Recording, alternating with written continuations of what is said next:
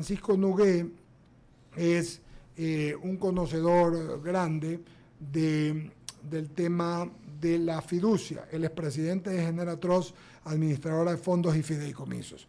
Vamos a comenzar esta entrevista saludándote, Francisco. Buenos días. Bienvenido al Diálogo por I99, donde nos escuchas en el 98.9, donde nos puedes ver en todas nuestras plataformas, @Radio99, o ahora también en CNT Play. Vas a CNT Play, descargas y nos ves en todas las plataformas de CNT, para que usted, amiga o amigo, en cualquier parte del mundo nos pueda ver. Quería saludarte y preguntarte cómo estás, cómo te ha ido, cómo le ha ido al sector fiduciario este año y cuáles son las perspectivas del mismo para el que viene. Buenos días una vez más, ¿cómo estás? Mi querido Eduardo, buen día, y a los grandes y buenos amigos de Diálogo de I99 y por supuesto a todos los radioescuchas, muy buenos días, un gusto estar aquí. Eduardo, nuestro sector tiene dos líneas de negocios bastante claras, que son los fondos de inversión y el negocio fiduciario, o los fideicomisos, como se suele denominarlos. Los primeros son esquemas de ahorro, de inversión, a través de esquemas que la gente puede aportar valores, y la administradora de fondos tiene la gestión de invertir por cuenta de sus clientes en diferentes opciones, sea del mercado de valores o de la misma banca. Y por el otro lado, nuestro sector también es asesor en materia de negocios y administrador de los vehículos que se conforman en nombre de los clientes. Cuando hablamos de los vehículos nos referimos a esquemas jurídicos con el propósito de garantizar operaciones comerciales, llevar la inversión a los sectores productivos, lograr conciliar intereses divergentes en materia comercial. Y eso en síntesis es lo que hacemos. ¿Cómo se ha desarrollado el 2022? Creo que hemos tenido luces y sombras, como todos los sectores de la economía del país, porque sin duda, a más de los eventos internacionales que tienen estrecha relación en el mundo globalizado, ejemplo, la guerra de Rusia y Ucrania, las políticas de China en cuanto a su confinamiento de ciudades importantes que tienen estrechísima vinculación con la cadena logística internacional. Todos esos son elementos que influyen. Las decisiones de la Reserva Federal de los Estados Unidos tienen incidencia en el Ecuador, no solo por la moneda que utilizamos, que es el dólar, sino también por los términos de intercambio del comercio internacional, en el que Estados Unidos es un importantísimo actor. En términos ecuatorianos propiamente tales, no debemos olvidar la incidencia que tuvo el paro del mes de junio. El país, luego de la campaña de vacunación y del cierre del 2021, se sentía bastante optimista, y no escapa a nuestro conocimiento la repercusión que ha tenido la reforma fiscal en las clases medias, sobre todo las que dependen de un salario, por el incremento bastante fuerte de la tasa impositiva, y que también ha afectado a los sectores empresariales. Todo eso tiene una repercusión en el consumo interno que hace que la economía se desacelere. Entonces tenemos luces y sombras, porque también hay una dinámica positiva. Quisiéramos que el país crezca en forma mayor y más sostenida, pero creo que esa es una tarea en la que todos debemos arrimar el hombro, y desde el gobierno que haya una apertura para escuchar a los sectores sociales y a los actores económicos. Conversando con Francisco Nogué, él es presidente de Generatrust, administradora de fondos. Mañana viene el ministro de Finanzas. Si tuvieras posibilidad, ¿qué le pedirías o qué le preguntarías al ministro de Finanzas para nosotros decirle que tu inquietud?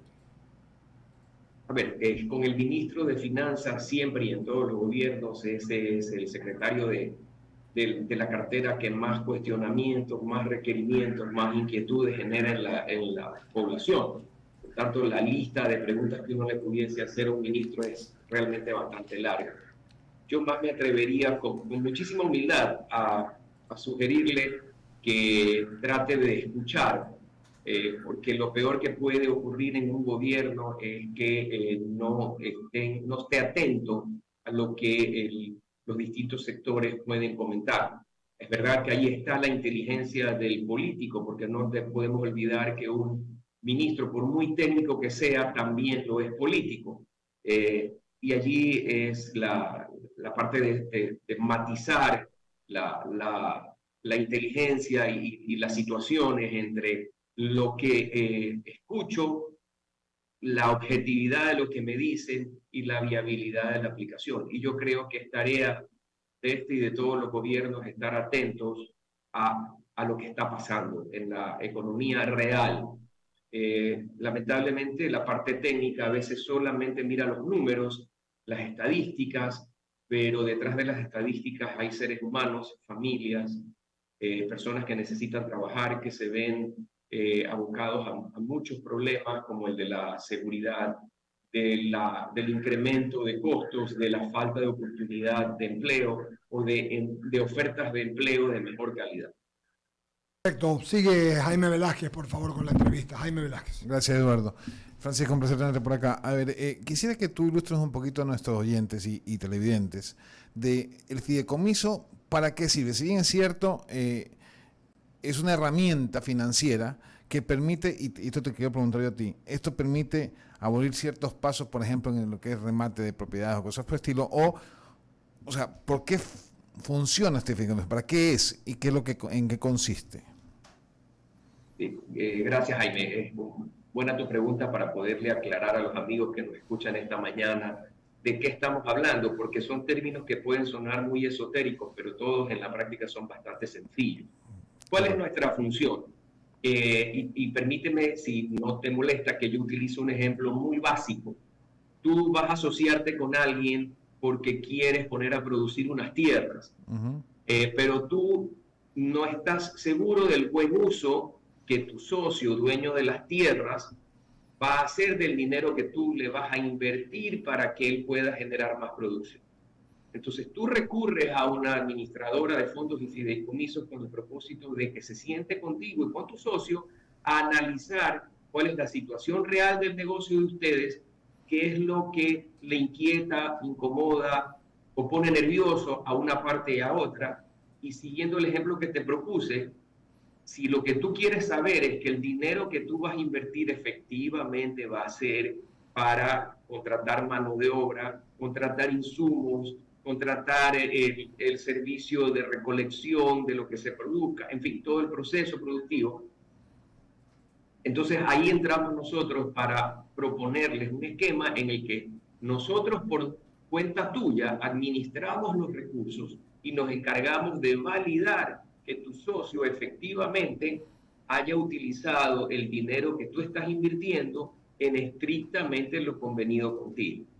En ese caso, por ejemplo, podríamos entrar ya en toda la parte operacional de este tipo de soluciones, pero básicamente es que por cuenta tuya nosotros validamos que haya efectivamente la compra de las semillas, o lo compramos nosotros, o tenemos todo el proceso de validación de las propuestas, de las ofertas que consiguió tu socio para saber cuál es el mejor precio y entregarle el cheque directo a quien va a proveer las semillas. Y así sucesivamente es como funciona el esquema. Clarísimo, Francisco. Es decir, que en pocas palabras ustedes como que garantizan una inversión para que mi socio no desvíe esos fondos. Ahora, ¿qué pasa si es que efectivamente no se da o hay desvío de fondos, ya sea digamos, en contubernio con un proveedor o lo que sea? ¿Qué sucede ahí? Ahí no es necesario ir a un juez y se puede inmediatamente tomar una decisión específica que involucre, digamos, por darte un ejemplo, las tierras pasan a nombre mío. O sea, ¿cuáles son las conclusiones del tema en este caso? Claro, a ver, una cosa es que yo administre por cuenta tuya un flujo para confirmar dentro de lo previsible y de lo, digamos, dentro del mundo normal, porque si hay, pues, ya sinvergüencerías como la que tú planteas, de un, perdonen el término de lo más burdo, enconchavamiento entre el proveedor y tu socio, entre comillas, bueno, ya son cosas que realmente escapan a la posibilidad de previsión de cualquier parte.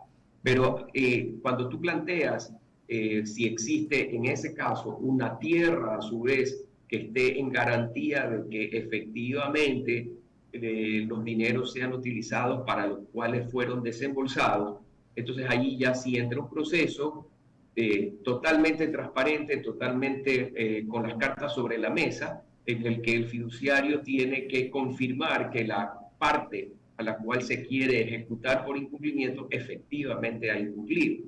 Y en el evento de que efectivamente no se honraron debidamente los compromisos, se entra un proceso de comercialización del activo que fue dado en garantía. Clarísimo, Francisco. Le paso a Javier. Enrique, no, Javier estaba con problemas en la plataforma, me dijo, ¿no? Estaba yo con una pregunta final, Francisco. ¿Cuál es la diferencia? Tú planteaste al principio entre el fideicomiso inmobiliario y el otro que tú mencionaste, si lo puedes decir. Comercial. ¿Cuál es la diferencia entre ambos, por favor? Sí, con gusto, Eduardo. A ver, en cuanto a las posibilidades con el fideicomiso son múltiples y los usos que se dan aquí en el Ecuador y no se diga en otros países de economías más grandes y desarrolladas es, diríamos que casi infinito, aunque eso puede sonar algo soberbio, pero las posibilidades de implementar soluciones vía el fideicomiso son ilimitadas. Pero en concreto sobre tu pregunta, cuando hablamos de un fideicomiso inmobiliario, lo que se quiere indicar es que básicamente un proyecto constructivo y de promoción y venta de viviendas o de unidades comerciales, lo que fuere, se conduce a través de un esquema fiduciario en el que la administradora de fideicomisos tiene la responsabilidad de administrar los recursos de los terceros, como también los dineros que pudiesen aportar los promotores o los constituyentes del fideicomiso, los que tienen interés en desarrollar el negocio. Entonces, ¿qué es lo que hace una fiduciaria? Guía todo el proceso de manejo de los flujos del proyecto, hace un control del cronograma de la obra, del uso apropiado de los recursos, recepta los dineros de los bancos financistas, recepta los dineros o recibe los dineros de los promitentes compradores de las unidades comerciales o residenciales. En lugar de tener una relación directa, sea el banco prestamista o el comprador, tener una relación directa con el promotor inmobiliario, en estos casos lo tiene a través de la fiduciaria en lo que respecta al manejo de los recursos. Clarísimo, Jaime Velázquez con la pregunta final y luego unos saludos que tenemos para usted, querido amigo. Claro. Francisco, ¿este tema de fideicomiso puede ser utilizado también por la banca pública? Sí, de hecho se lo utiliza. La banca pública tiene ciertas reglas particulares. Si no lo hace directamente con la Corporación Financiera Nacional, cuyo caso no necesita ir a concurso público, pero si la banca pública requiere los servicios especializados del sector fiduciario privado, tiene que ir a un concurso público para que en función de todo un protocolo de ese concurso, perdón la redundancia, las fiduciarias privadas presenten la mejor oferta a los intereses de la entidad que llama al proceso. Y de hecho, hay algunos esquemas que se usan directamente por la banca pública. Sí, a mí me tocó muy de cerca este tema porque estuve involucrado en un momento dado con una banca pública y lo vi muy de cerca, es decir, te voy a poner el caso, es la Clementina específicamente, y que lo maneja un fideicomiso. Pero, y esta es la pregunta que te iba a hacer, en el fideicomiso se establecían ciertas normas y reglas a seguir para rematar, perdón, no es rematar el bien, sino para tomar posesión del bien. Esto se lo hace de una forma diferente a lo que normalmente en la banca pública se hace, que vas al remate y todo lo demás. Entonces, ¿esto es legal o no? Porque había una controversia ahí entre los empleados de la Clementina o los que llevaban la Clementina y pues obviamente la banca pública, que en este caso es la CFN, y pues decía, oigan, pero ustedes firmaron un fideicomiso y en el fideicomiso dice que si no pagan, yo me apropio del bien, no tengo que rematarlo. Pero decían que ese procedimiento era ilegal. ¿Esto es así o no es así? A ver, siempre un deudor, sea que actúe de mala fe o presa de la desesperación ante el problema que se le ha venido encima, puede mencionar que el proceso es ilegal, que el acreedor es injusto o tiene un trato discriminatorio. El esquema fiduciario está en la Ley de Mercado de Valores, que hoy forma parte del Código Orgánico Monetario Financiero. Una ley que tiene su origen hace muchísimos años atrás, si no me infiel la memoria, el cuerpo legal data de 1998, con reformas que se le han ido introduciendo, hasta que luego se lo incorporó como parte de un código, pero sigue teniendo la autonomía de la ley como la tuvo en el 98. Por tanto, no es un procedimiento ilegal. Y además son procedimientos transparentes. El gran problema es que la gente no lee los perfiles. Se entusiasma al momento de recibir los fondos y cree que, perdón, aquí puede ser malinterpretado el comentario que voy a hacer. Esto es como el matrimonio. Uno sabe perfectamente, no se casa ignorando que está relacionándose como una persona de carne y hueso como uno, claro, que tiene muchas virtudes, pero que también tiene defectos, y que no solamente la chica está perfumada y guapísima cuando yo la voy a visitar a la casa de sus padres, sino que cuando se levante en las mañanas precisamente no estará en su mejor momento, como tampoco lo estoy yo. Entonces es lo mismo en las relaciones comerciales. A la hora de entusiasmarse, la gente no prevé las consecuencias. Y los modelos de negocio por eso tienen las famosas llamadas pruebas ácidas, que son las que, a través de las cuales se determina cuáles son los escenarios potenciales, qué estrés puede vivir el proyecto, y que tenemos que asumir la realidad que si desde el punto de vista interno no hacemos una administración ordenada y correcta, vamos a tener consecuencias negativas. Si a pesar de la administración interna ordenada existe un entorno macroeconómico complicado, evidentemente tenemos que reajustar todo el proceso al interior de la empresa. No conozco el caso del manejo de la Clementina, más allá de lo que sale por redes o se hace público a través de los medios de comunicación, pero la realidad es, y ya ha pasado en anteriores ocasiones, en que en estos procesos quienes administran estas unidades productivas, al momento en que les corresponde honrar sus obligaciones, lamentablemente se ha hecho costumbre en el país, quieren siempre la condonación o que solamente se entienda que la problemática de ellos, cuando los recursos del Estado no son de ninguna nube rosada, son de nosotros los contribuyentes, los que aportamos con nuestros impuestos para que el Estado funcione. Al igual que en la banca privada, los recursos no son de los dueños del banco, sino de los depositantes. Entonces, tanto la entidad estatal cuanto la banca privada lo que hacen es administrar dineros de terceros, y en esa gestión tienen todo el derecho y además la obligación de ejercer las medidas que fueren necesarias para recuperar los fondos que se han prestado. Entonces, no es una herramienta que facilita, digamos, mejor dicho, es una herramienta que facilita justamente el procedimiento en un determinado organización, digamos, si es un préstamo, o sea, en la banca sobre todo. Además, Jaime, perdona que te interrumpa. Cuando tú vas a un proceso judicial, tu interlocutor es un abogado, porque, digamos así, el común denominador de la gente desconoce el proceso, la terminología y lo que implican los procesos. Cuando tú suscribes un fideicomiso, en este caso para garantizar un crédito, todas las reglas están dadas en el contrato y se establece claramente hasta la última letra en las cláusulas relacionadas con el procedimiento de ejecución en caso de incumplimiento de pago.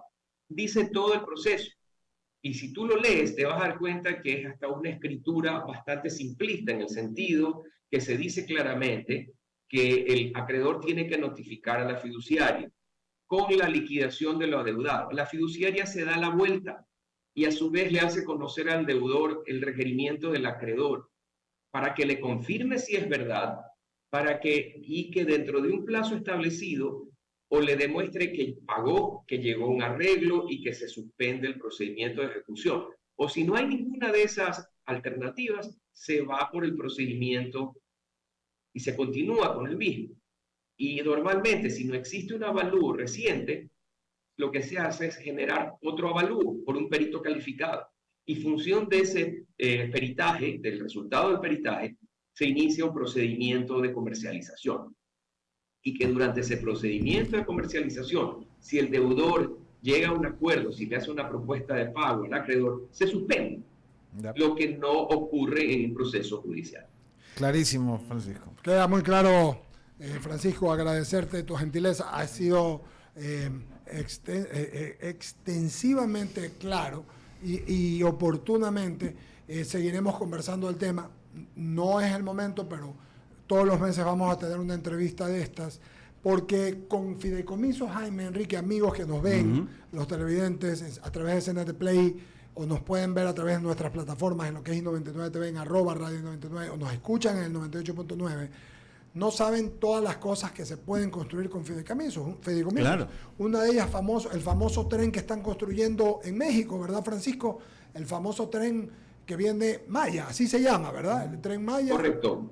¿Ya? Correcto, Eduardo. Existen innumerables opciones en países como Colombia y México, efectivamente, como tú señalas, tremendamente interesantes, no solamente los trenes, pero efectivamente lo que subyace detrás del esquema que tú planteas de trenes es el mecanismo de financiamiento a través del mercado de valores, a través de esquemas de emisión de deuda que son adquiridas por diferentes inversionistas. Y no estamos hablando de inversionistas de millones de dólares, sino de inclusive pequeños inversionistas que reciben una renta en función de lo que los hoteles pagan por ocupar las instalaciones, a lo que también pagan los concesionarios de los espacios en estos medios de transportación pública.